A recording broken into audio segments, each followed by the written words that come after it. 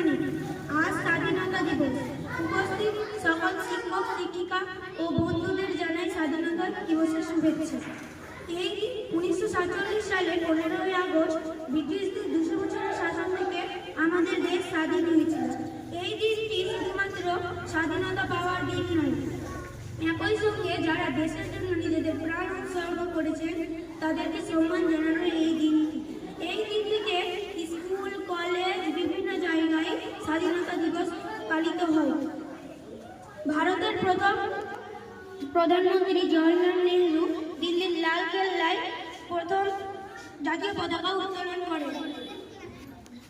এদের মধ্যে উল্লেখযোগ্য হলেন মহাত্মা গান্ধী, ভগৎ সিং, নেতাজি সুভাষচন্দ্র বসু প্রমুখ। 18